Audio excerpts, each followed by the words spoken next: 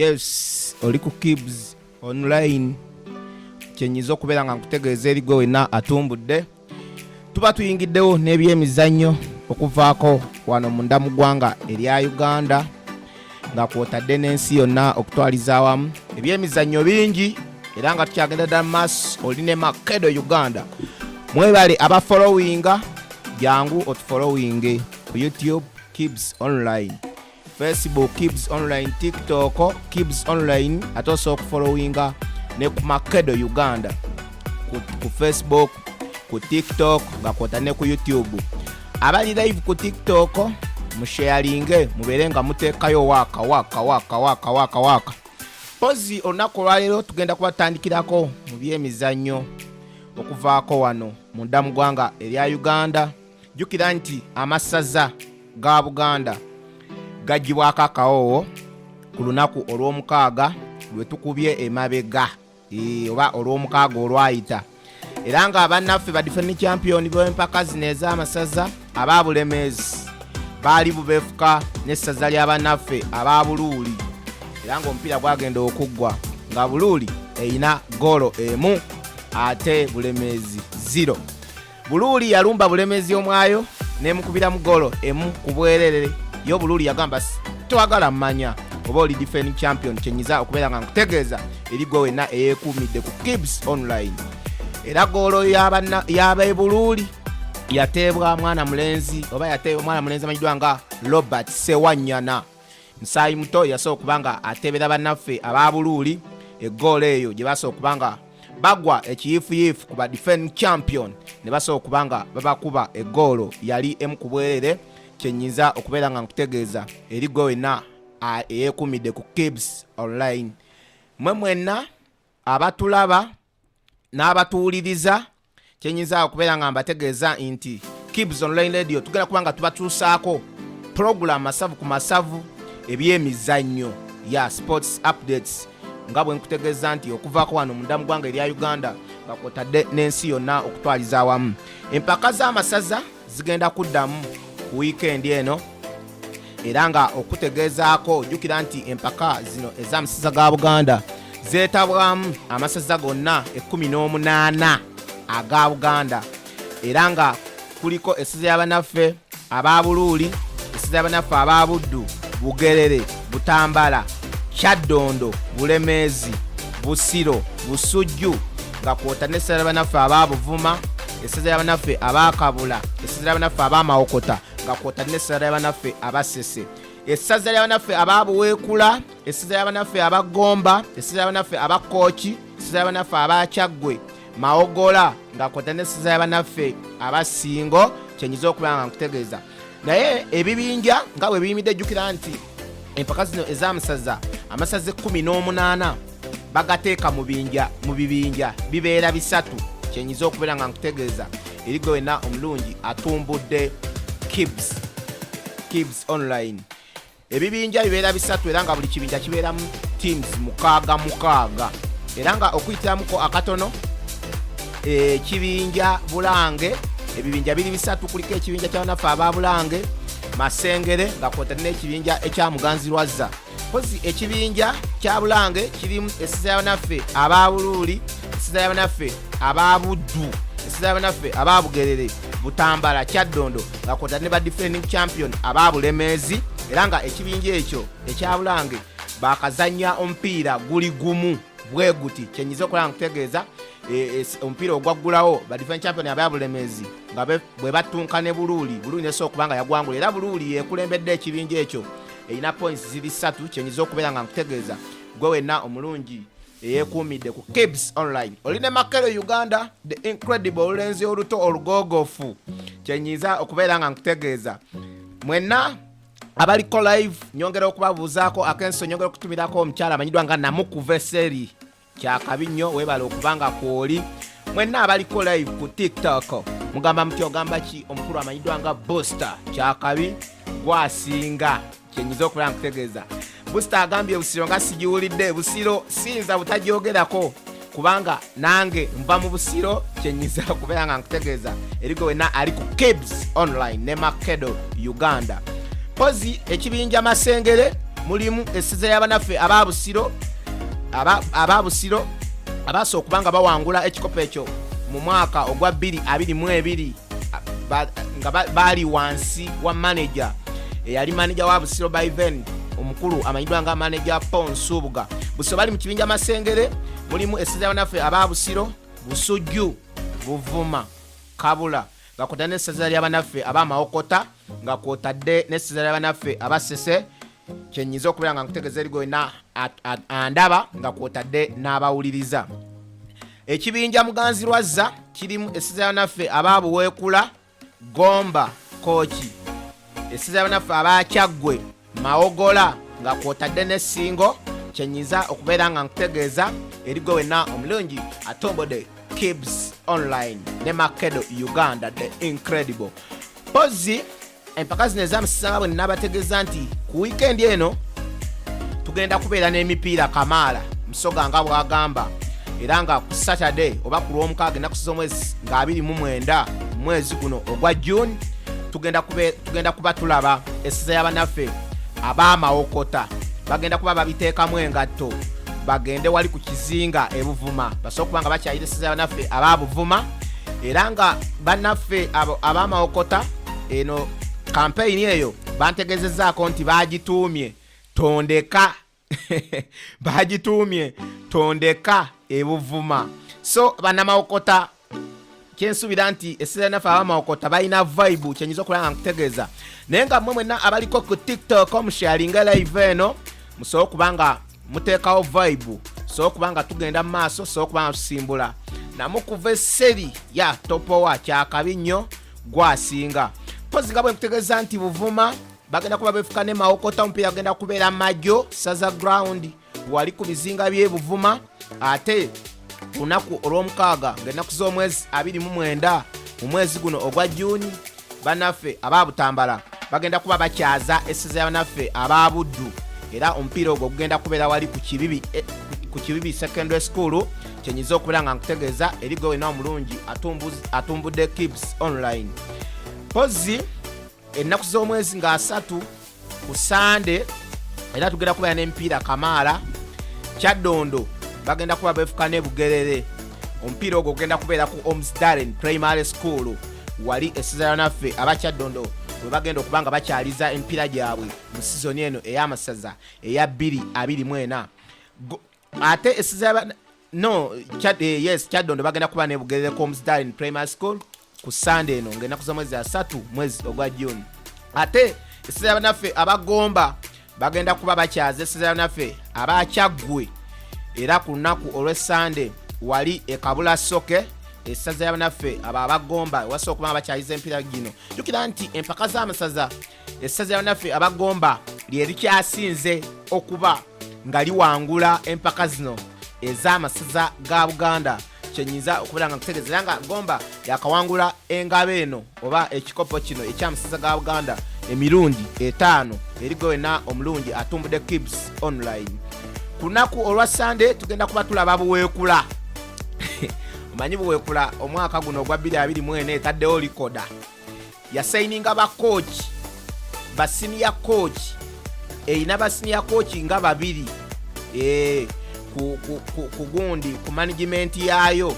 Jjukira nti kooki Ibrahim Kirya eyawangulira Bulemeezi ekikopo kino sizoni ewedde naye gyali eyo ali buweekula naye ng'agenda kubanga akolanga tekiniko, era nga edi kooki w'essaza y'abanaffe abo ababuweekula latha era ye kooki amanyiddwa nga Felix Kabuuza. Jjukira nti yabadde atendeka essaza y'abanaffe abagomba sizoni ewedde, era nga Bulemeezi gwe yasobola okuba nga ekubira ku final kyenyiza okubeera nga nkutegeeza. So Ibrahim Kirya eyawangula Felix Kabuuza kati bali bumu bonna bali Gomba kyenyiza okubeera nga nkutegeeza.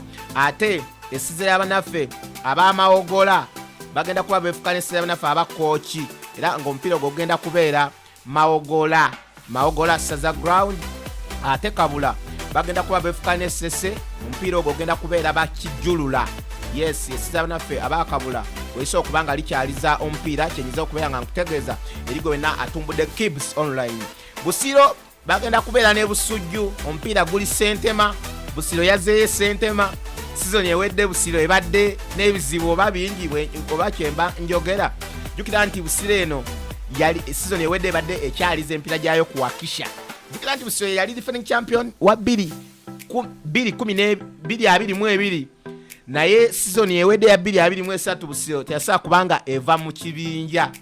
Ebimu ku byewuunyisa eyali head coach wa Busiro omukulu amanyiddwa nga Ibrahim Kirya yasobola okubanga Busiro teyagijja mu kibinja ate olwava Bulemezi neso okubanga yamusaininga mu season yemu eyo ate naso okubanga awangulira Bulemezi ekikopo. Kati awo kyesamanya oba Busiro yali teyina bazannyi kyenyinza okubeera nga nkutegeeza. So Busiro eggulawo ne Busujju guli Ssentema Masiza ground abadde bambuuza era omukulu amanyiddwa nga Waiswa Sinan yantegezaako nti omupiira guno gugenda kubeera ordinary 15,000 ate VIP gugenda kubeera omutwalo gumu ogwa Uganda. N'olwensonga eyo babakoode bannabusiro mwenna musobole okubanga mubeerayo, musobole okubanga muwagira essaza lyammwe, muleete embuutu, muleete vuvuzera, musobole okubanga mubeerayo kwolwo ku lunaku olw'Essande e Ssentema ng'essaza ly'abannaffe ababusiro bubeefuka n'essaza ly'abannaffe ababusujju mu masaza g'omulundi guno ogwa 2024.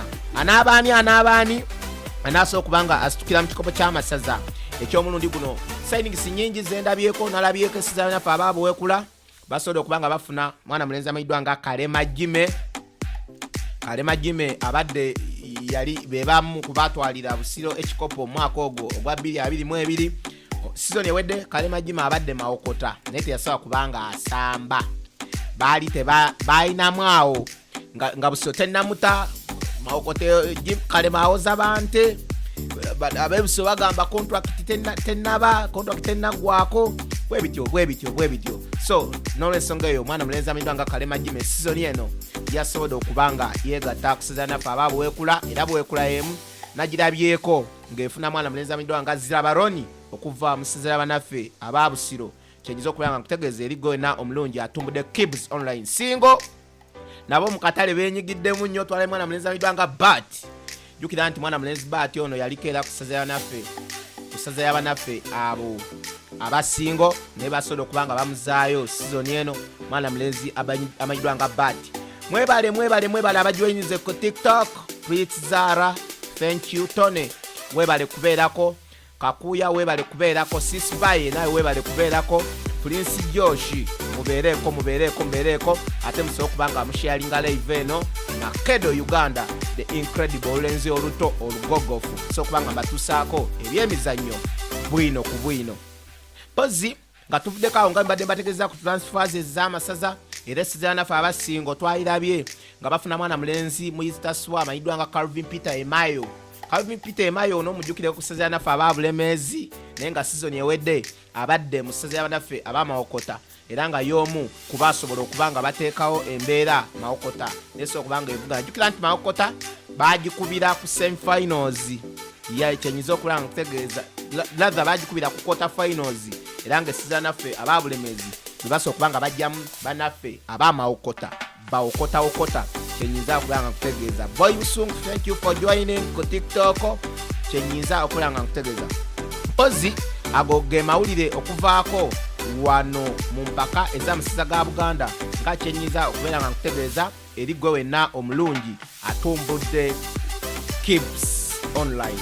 Pozi bwe tuvaako awo jjukira nti empaka za Euro nazo zasobodde okubanga zikomekerezebwa era nga kyenzijjukira oba kyemmanyi obulungi olunaku lw'eggulo empaka za Euro zasobodde okubanga zikomekerezebwa ebibinja byawedde olunaku olwajjo naye ebibinja we biggweredde Euro owa 2024 abaddemu ebyafaayo bingi.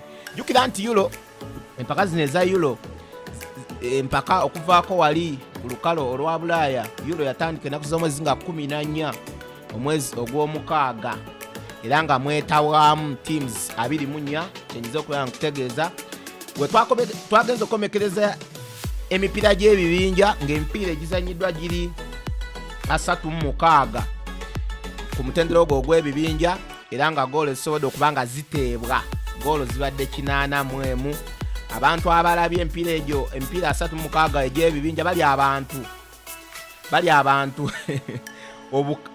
abantu akakadde kamu mu emitwalo 85 mu kasanvu mu 969. Abantu akakadde kamu mu emitwalo 85 mu kasanvu mu 969 abantu asobola okubanga balaba Euro empiira egyo egy'ebinja empiira 36. Ebyafaayo bingi ebikoleddwa mu Euro ono owa 2024. Jukira nti Euro ba defending champion b'ekikopo kino be banaffe aba Italy era basobola okubanga bakiwangula amaka ga 2022 basobola okubanga bakuba eggwanga erya Bungereza wali mu penalty. So ebyafaayo bingi ebikoleddwa olw'ensonga nti waliwo likodi ezikoleddwa mu Euro ono wa 2024. Mwana mweneza mwijwanga la Yamal yafuuse omuzanyi asinga obuto okusobola okubanga yeetaba mu mpaka zino eza Euro era Lamine Yamal ku myaka 16 n'ennaku 338 yafuuse omuzanyi akyasinze obuto okusobola okubanga yeetaba mu mpaka zino eza Euro.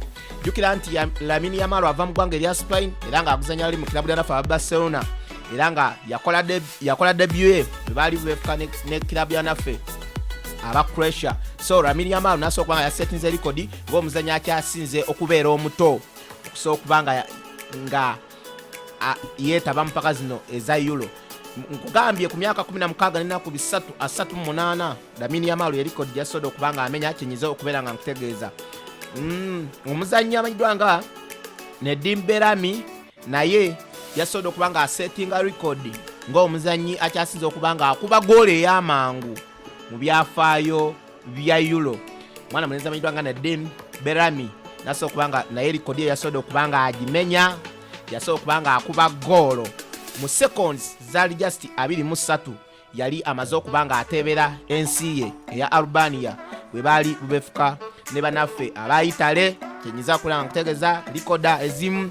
Mwana muneza amanyiddwa nga Pepe mmanyi bulungi kawalaata mujjukireko mu kilabu ya naffe aba Real Madrid. Pepe kabazi abamu bwe bamukazaako naye yasobola okubanga yafuuse omuzanyi asinga obuto okusobola okubanga asamba mu mpaka zino eza Euro ku myaka 41. Mwana mulenzi Pepe era ne season eno oba omwaka guno ogwa 2024 gyali era nga ensi ye eya Portugal asobola okubanga asikyanga akapiira nga bwenyiza okubeera nga nkutegeeza eri gwena andaba n'abatuuliriza ku Kibz Online Radio. Luka Modric naye yasetinze likodi ng'omuzanyi akyasinze obukulu okusobola okubanga ateeba mu mpaka zino eza Euro ku myaka 38 n'ennaku 289. Luka Modric naye yasobola okubanga ateekawo likodi n'asobola okubanga naye yataddewo likodi eyo ng'omuzanyi akyasinze okuba omukulu n'asobola okubanga ateeba mu mpaka zino eza Euro. Kyenyiza okubeera nga nkutegeeza eri gwena atumbudde Kibz Online. Pozi nga tuddeko awujukira nti Euro tugenda ku round of 16 era nga round of 16 tugenda kubeera n'emipiira nga kyenyiza okubeera nga nkutegeeza ku round of 16 tugenda kubeera n'emipiira nga kyenyiza okubeera nga nkutegeeza. Euro agenda kuddamu ku lunaku olwa Saturday. Tugenda okubeera n'emipiira ku Saturday, yes ku Saturday era nga tugenda kuba tulaba banaffe aba Switzerland bagenda kubanga befuka ne Italy era nga omupiira ogwo tugenda kubanga tugukutuusaako wano ku online. Tugenda kubanga tugukutuusaako Kibz Online live commentary Makedo Uganda ne mwana mulenzi amiddwa nga Julius the Incredible. Ate omupiira ogwo Switzerland ne Italy be bajja okusookawo ku lw'omukaaga nga 29. Omupiira ogwo gujja kubeera essaawa emu ey'akawungeezi ate ku ssaawa zijja kubeera 4 ez'ekiro. Tujja kuba tulaba abategesi abannaffe aba Germany bajja kuba bubefuka ne bannaffe aba Deni kyenyiza okubeera nga nkutegeeza oba Denmark. Ate ku lunaku lujja kubeera lwa Sunday ng'ennaku z'omwezi zigenda kubeera 3 omwezi guno ogw'omusanvu. Tugenda kuba tulaba England nga befuka ne bannaffe aba Slovakia ate ku ssaawa 4 England ne Slovakia kujja kubeera ku ssaawa emu ey'akawungeezi, ate ku ssaawa 4 tujja kuba twa Spain nga beefuka ne bannaffe aba Georgia, ate ku lunaku olwa Monday nga lumu omwezi ogw'omusanvu tugenda kuba tulaba France nga beefuka ne bannaffe Ababirigi oba boyinza okuyita Ababelgium, ate bannaffe aba Portugal bagenda kuba bubeefuka ne Slovenia ku ssaawa 4 ez'ekiro.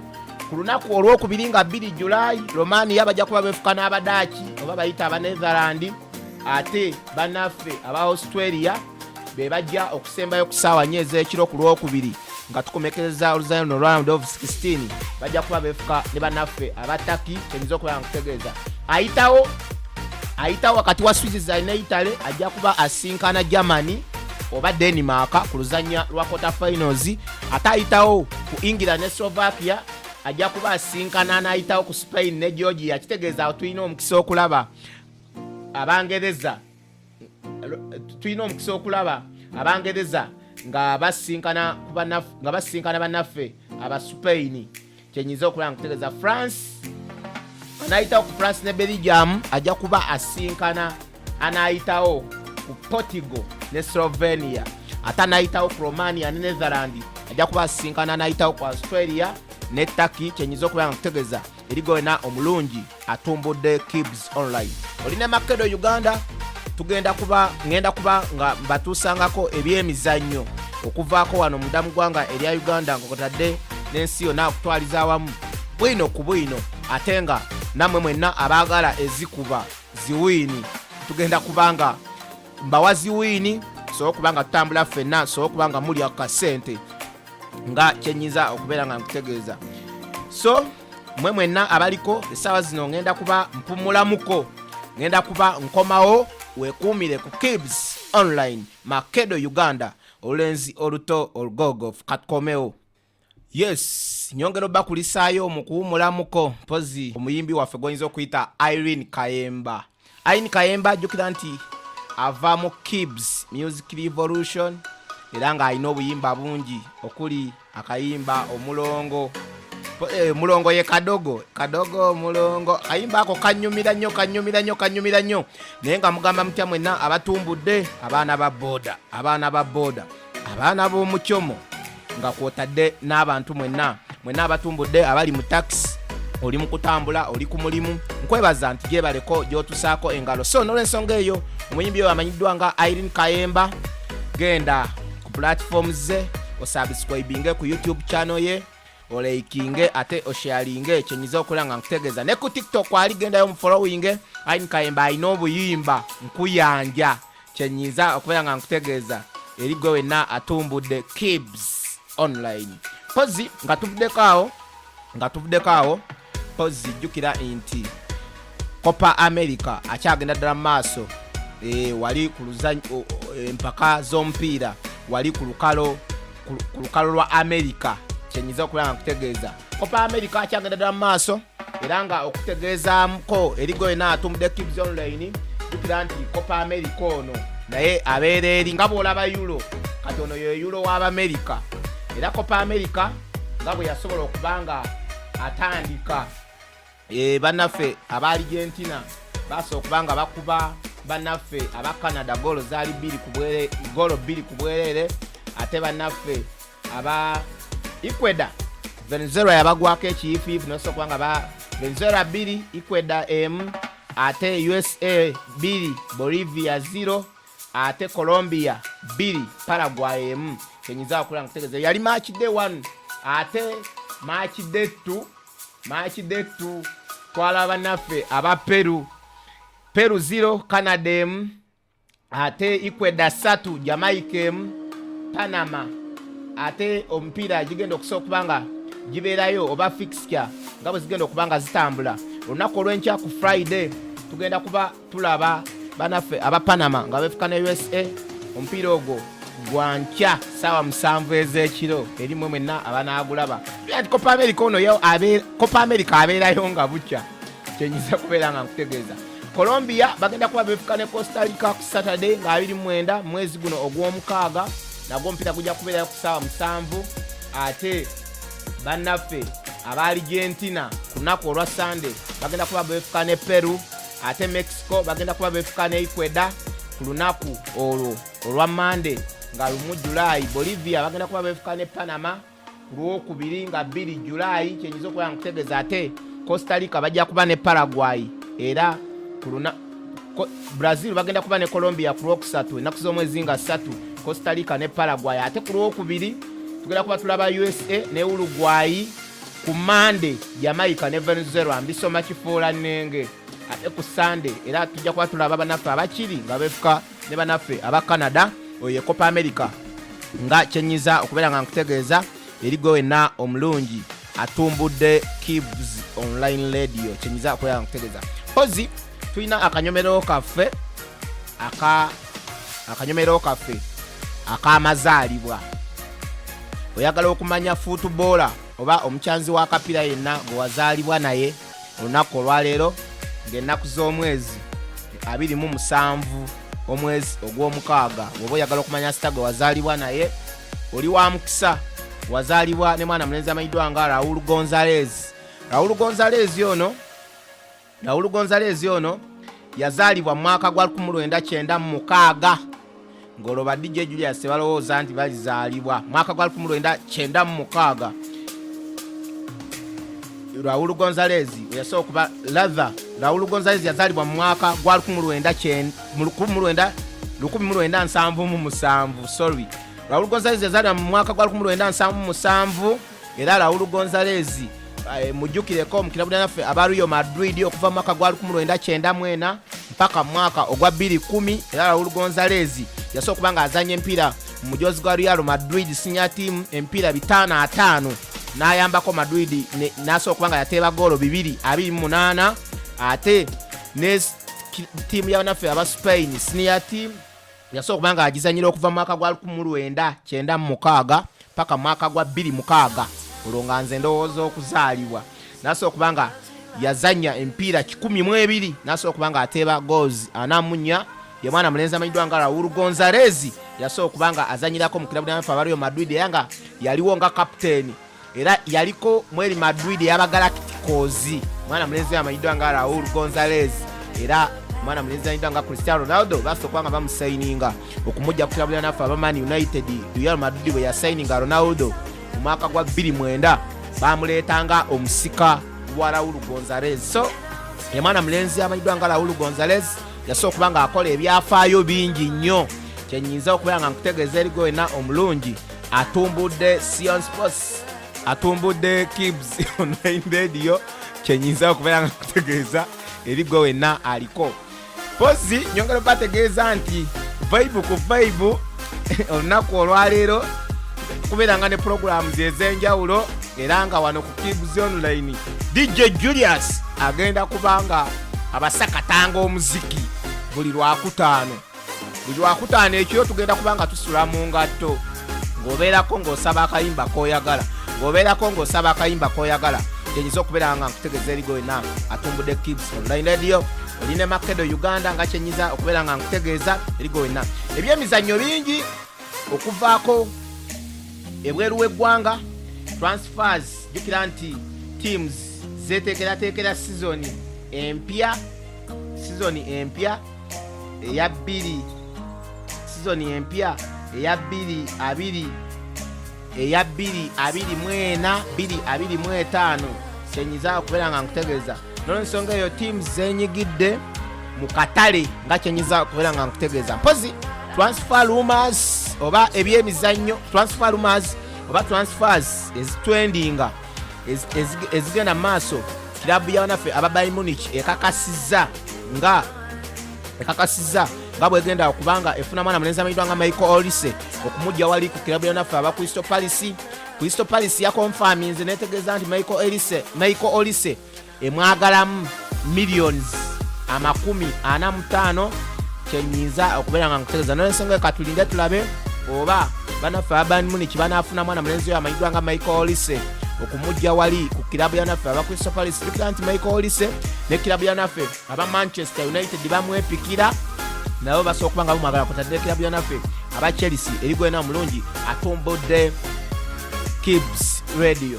pozi ate bwe tuvaako awo Arsenal egambye abeetaaga mwana mulenzi amanyiddwa nga Edin Ketia okumufuna mwana mulenzi oyo musaayi muto emyaka 25 egy'obukulu era ng'ava ali mu ggwanga erya Bufalansa. Arsenal bategeeza nti alina miliyoni 5 eza pawunda mujje mufune mwana mulenzi amanyiddwa nga Edin Ketia. Era nga Edin Ketia season ewedde yasooka kubanga azannya empiira 27 mu mujozi ogwo gwa Arsenal mu Premier League. Era mu mpiira gya 27 yatandikako empiira 10 gyokka era nga empiira 17 yali ava katebe mwana mulenzi amanyiddwa nga Edin Ketia striker kuvako wali mu ggwanga erya Bufalansa myaka 25. Arsenal bwegambye alina miliyoni 5 genda osooka kubanga ofuna mwana mulenzi amanyiddwa nga Edin Ketia myaka 25 egy'obukulu. Mwana mulenzi amanyiddwa nga Nacho ono abadde kapiteeni w'abanaffe aba Real Madrid yasoodde okubanga ajabulira era nga kiri confirmed and over yayabulidde Madrid ku free transfer oluvannyuma lw'emyaka 23 gyamaze ku kirabu eyo eya Real Madrid. Era nga mwana mulenzi ono amanyiddwa nga Nacho yategeeza nti oba agali mu nkuubo nti agenda kubanga asayininga ne kirabu emanyiddwa nga Al-Qudaish Seru Maulimi. Omanyi teams ze Saudi ezimu zitawanya. Agenda kubanga asayininga ne kirabu ya naffe aba Al-Qudaish ku ndagaano ya myaka 2, contract ya myaka 2 asobola kubanga ajegattako wali mu Saudi Pro League eri gwe wenna omulungi atumbudde Kibz Radio. Ate bwe tuvaako awo Manchester United etegeezezza nti essaawa yonna egenda kuba erangirira mwana mulenzi amanyiddwa nga Rudy Van Nistelrooy nga agenda okubanga yeegatta coaching staff ya Man United asobola okubanga amyuka Erik ten Hag. Tukira nti mwana mulenzi ono amanyiddwa nga Rudy Van Nistelrooy yaliko mu kilabu ya Manchester United ng'omuzannyi era n'asobola okubanga ali striker wa mutawaana nnyo era nga yajabulira neyegatta ku kilabu naffe aba Real Madrid. Naye nga ategeeza nti wova toyombye wootera okudda aba Manchester United bali mu kufefeeta wano na wali basobola okubanga bafuna Rudy Van Nistelrooy akomewo ewaka nga assistant coach agenda okumyuka mwana mulenzi oyo amanyiddwa nga Erik ten Hag kyenyiza okubeera nga nkutegeeza. Olunaku olweggulo egimu ku mpiira egyatwewuunyisizza ye kilabu yensi y'abanaffe aba Georgia yasoodde okuba mu kikopo ekyo ekya Euro yasoodde okubanga ewangula bannaffe aba Portugal goolo zabadde 2-1 era nga newankubadde Portugal yasigadde ng'eyiseewo naye Georgia yasoodde okubanga ekuba Portugal omupiira egimu ku mpiira egyasoodde okubanga gyewuunyisa mu Euro ono owa 2024. N'ebimu ku byafaayo ebyabadde mu Euro owa 2024 nga tukomekereza ebibinja ensi ya Ukraine yensi esoose mu tonamenti ez'amaanyi oba tonamenti yonna ey'amaanyi okusobola okubanga ekuŋŋaanya obubonero buna netasobola kubanga eva mu kibinja. Jjukira nti Ukraine eno yabadde mu kibinja ekyabaddemu bannaffe aba Romania, Belgium, Slovakia nga kwota ne Ukraine. Era ekibinja ekyo kyabadde kyewuunyisa kubanga Romania yamazeeko nga yekulembedde ekibinja kino ne points 4 ne buli eyabadde mu kibinja ekyo by the way yabadde ne points 4. Abantu bonna babadde ne points 4 mu kibinja ekyo okuli bannaffe aba Romania, Belgium, Slovakia nga ne Ukraine. Ate Euro nga bwe nakutegeeza nti yeetabiddwamu ensi 24 naye nga ku nsi ezo 24 babadde balina okufunako ba best losers. Buli kibinja batwala asooka n'owookubiri, kitegeeza baba batwala ttiimu 12. Kati okukola round of 16 kitegeeza mba mulina okufunayo teams 4. Era kye baakoze ba best losers abakutte ekyokusatu ne basobola okubanga beegasse ku ziri teams 12 nesobola zifuuka 16. Abamu ku ba best losers kwabaddeko bannaffe aba Belgium bayiseewo nga ba best losers. Slovenia nayo yayiseewo nga ba best losers nga kwotadde ne bannaffe aba Slovakia nabo bayiseewo nga ba best losers. Kyenyiza okubeera nga nkutegeeza ebimu ku byewuunyisa nti yo Ukraine yasigadde yayiseewo teyayiseewo ne points zaayo 4 naye nga ate waliwo abayiseewo kugeza nga Denmark yo yayiseewo mu kibinja. Denmark yo yayiseewo naye nga erina points just 3 mu kifo ekyokubiri, ate bannaffe abo aba Ukraine bo ne points zaabwe 4 basobola okubanga basemba mu kibinja ekyo bo ne baba nga tebayiseewo. Era ekibinja ekyo buli tiimu zesobola okubanga ezanya empiira 3-3, Romania, Belgium, Slovakia ne Ukraine, naye nga buli tiimu ewanguddeko omupiira gumu nekola dwa omupiira gumu ne bagikuba omupiira gumu. N'olwensonga eyo kyewuunyisa kusobola okubanga Ukraine yasobodde okubanga eva mu kibinja ng'ate ekuŋŋanyiza points 4. Luka Modric ne Croatia nabo ennyonyi yaabwe yatokose ne basobola okubanga baddayo, tebasobodde kubanga bayitawo. Oluvannyuma jjukira nti Croatia yali ekute Italy ng'emukubye goal emu ku bwerere, gwali emu bwerere, ne wali wabulayo just seconds ne basobola okubanga Croatia bagikuba equalizer. Croatia nesobola okubanga yavudde mu kibinja nga erina just points 2 zokka, naye Italy ba defending champion ne basobola okubanga mu kibinja ekyo bayiseewo nga bakulembedde. Kyenyiza okulaba nga kutegeeza eri gwena atumbudde Kibz Online. Pozi era transfers amawulire ag'okukyusakyusa abazanyi. Jjukira nti mwana mulenzi amayiddwa nga Antonio Conte, mujjukireko mu kilabu gy'anaffe aba Chelsea, mujjukireko ku Inter Milan, coach oyo Conte ow'obusuuti. Conte yasobodde okubanga yeegatta ku kilabu gy'anaffe aba Napoli, era nga ategeezezza nti nga yakeegatta ku kilabu gy'anaffe aba Napoli nti yeetaaga mwana mulenzi amayiddwa nga Victor Osimhen, striker oyo mu Nigeria asobola okubanga asigalawo. N'agamba Osimhen singa anaatambulamu ajja kuba agenda mu kilabu gy'anaffe aba Chelsea, asobola okubanga asayininga mwana mulenzi amayiddwa nga Romelu Lukaku mbolingoli. Tukira nti Romelu Lukaku ono season ewedde eya 2023-2024 abadde wali kuloni ku kilabu gy'anaffe aba Roma, era nga eyali mukama we Jose Mourinho yasobola okubanga amutwala eyo mu kilabu gy'anaffe aba Roma, newankubadde Mourinho tebyamutambulira bulungi, basobola okubanga bamukwata ku nkoona. Kyenyiza okubeera nga nkutegeeza eri gwe wenna atumbudde Kibz Online Radio. So nago bwe gali katulinde Osimhen anaatambulamu okuva mu Napoli oba tatambulamu. Jjukira nti Victor Osimhen alina clubs nyingi ezimwepikira, okuli kilabu yanaffe aba Chelsea bamwepikira, nga kwotadde ne kilabu yanaffe aba Arsenal nabo beepikira mwana mulenzi oyo amanyiddwa nga Victor Osimhen. Rodrigo okuvaako wali mu kilabu yanaffe aba Real Madrid. Jjukira nti Rodrigo ono avaako wali mu ggwanga erya Brazil.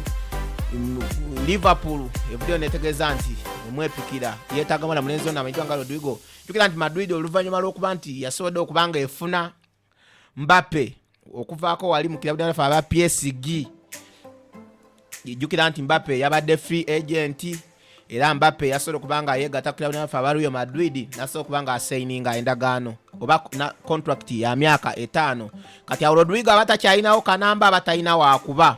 N'olw'ensonga eyo jjukira nti era ne Joseru basobola okubanga bamuta aba Real Madrid. Kati ne Rodrigo alina okunoonya ekibanja wala. Abamu ku beepikira Rodrigo kwe kuli kilabu yanaffe aba Liverpool. Bategeeza nti jjukira nti Liverpool nayo Nunez abadde akola nga striker wa Liverpool, Barcelona emwepikira. So aba Liverpool bategeeza nti senga Nunez atambulamu neyeegatta ku kilabu yanaffe aba Barcelona, nabo bajja biteekamu engatto basobola okubanga bafuna Rodrigo okuva ali mu kilabu yanaffe aba Real Madrid.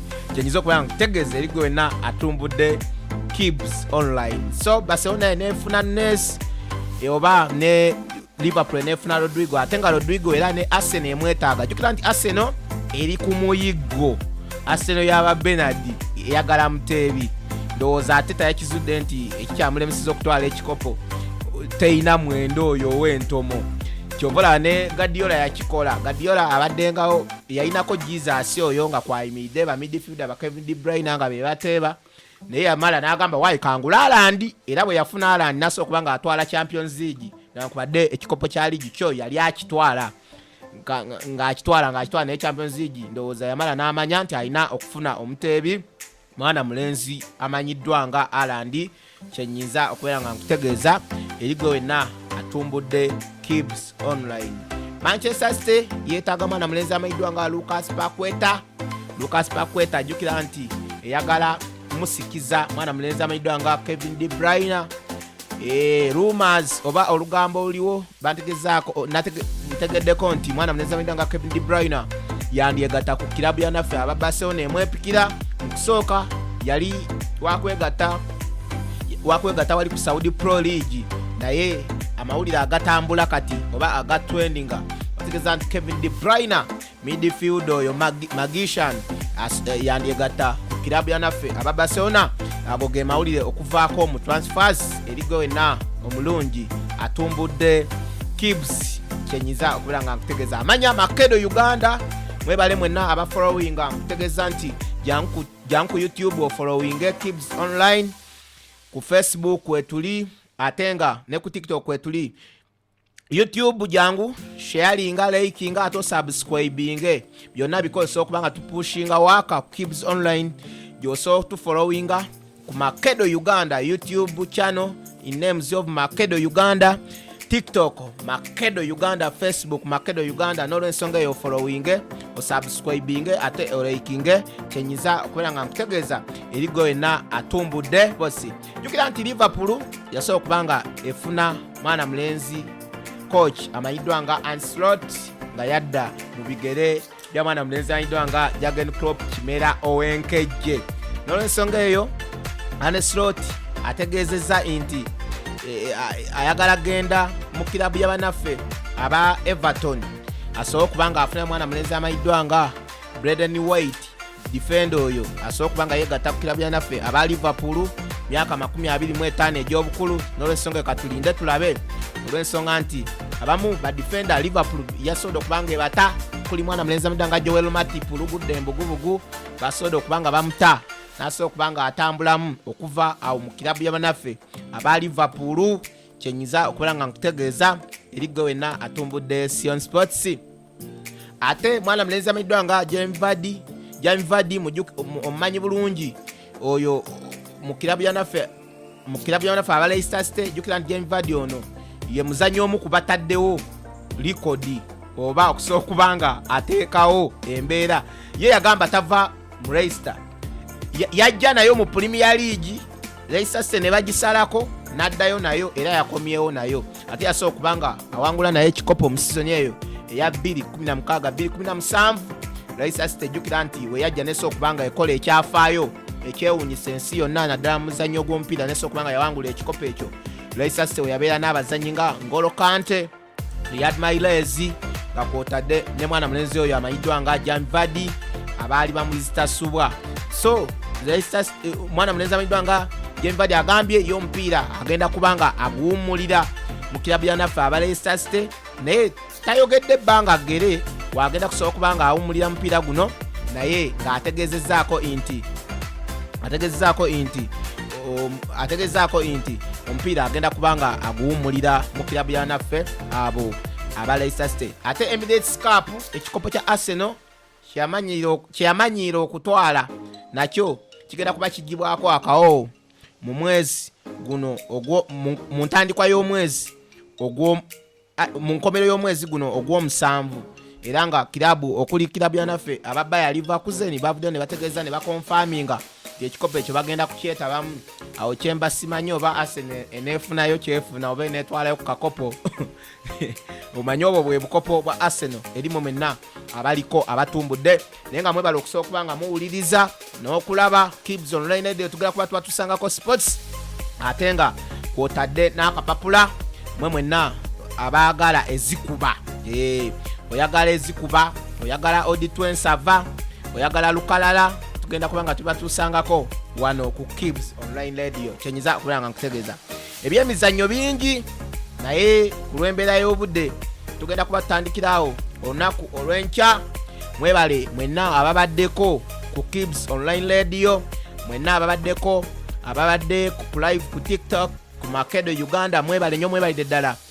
Mr. Richard Aki webale, Asasite Gift webale okusobola okubanga obeerangako nga kwotadde ne Cafe Julio nga kwotadde na mwenna ababeerako okusobola okubanga mugoberera ensonga zino ez'ebyemizannyo ku Kibz Online Radio. Pozi nyongera nga sinasiibula, nyongera otumirako abantu bano wammanga, nyongera otumirako omukulu amanyiddwa nga Mpiso Jeno webale okusooka kubanga obeerayo director Kyeyune Emagogo nenyongera okubuuzaako bannakakiri mwenna banna UK United States of Kakiri namwe mwebale abaana b'emichomo abaana ba boda bakwata n'abaana ba taxi n'abaana b'omuzigeto mwenna mwebale okusooka kubanga mubeerangako okusooka kubanga mugobera programu eno ey'ebyemizannyo nyongera okubuuzaako director wange Bernard Kyakabi nnyo big up muna mwenna ababeerako ku Kibz Online Kyakabi tukyaleetawo akamungi tusabuukulula era tugenda kubanga tubawaaka masavu ku masavu ebyemizannyo okuvaako wano munda mugwanga erya Uganda nga kutana ensi yonna okutwaliza awamu lunaku ku lunaku tosubwanga kyolina okukola kimu jangu ku YouTube channel osubscribinge Kibz Online osubscribinge Makedo Uganda subscribinga